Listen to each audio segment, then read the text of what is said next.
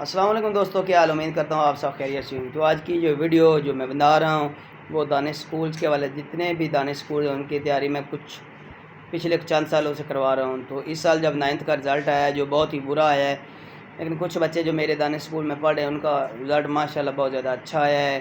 ان میں سے کچھ بچے ہمارے انہوں نے دانش سکول میں بھی ٹاپ کیا ہے، جو یہیں پر میں نے ان کی تیاری کروائی تھی۔ آج وہ ماشاءاللہ بچوں نے 9th کا ٹیسٹ دیا ہے دانش سکول کا۔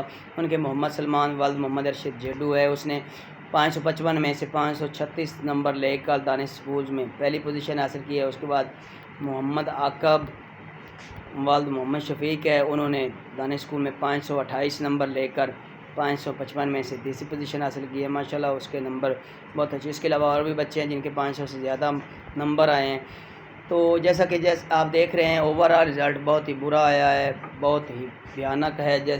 9th کے بچے بہت زیادہ فیل ہوئے ہیں۔ اگر آپ چاہتے ہیں کہ آپ کے بچے بھی دانش سکولز میں پڑھیں اور اچھے نمبر حاصل کریں تو ہم سے رابطہ کر سکتے ہیں، اس حوالے سے ہم انشاءاللہ تیاری کرواتے ہیں۔ ایک اور بات، وہ لوگ رابطہ کریں جو بہت زیادہ غریب ہیں، جن کی کوئی جائیداد نہیں، کوئی زمینیں نہیں، ان کی دانش سکولز میں داخلہ ہے۔ اگر آپ کے پاس زمینیں ہیں، اب دانش سکولز نے بھی ٹرینڈ چینج کر دیا ہے، جن کے پاس زمینیں ہیں، جن کی جائیداد ہیں، ان کے بچوں کو دانش سکول والے بالکل نہیں رہے۔ جس کے والد صاحب کے نام اگر 2 کنال بھی زمین ہے تو اس کا بچہ بھی سلیکٹ نہیں ہوتا۔ یہ تھی کچھ انفارمیشن میں نے کہا آپ دوستوں کو بتا دوں۔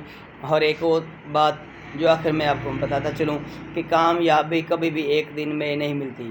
کچھ لوگ سوچتے ہیں کہ ہم راتوں رات امیر ہو جائیں گے، راتوں رات پڑھ لیں گے، تو یہ بالکل جھوٹ ہے، یہ ممکن نہیں ہے۔ اگر آپ چاہتے ہیں کہ آپ کا بچہ بھی پڑھے، CHP آفیسر بنے، انجینئر بنے، ڈاکٹر بنے، تو اس کے لیے ایک لمبا پروسیجر ہے۔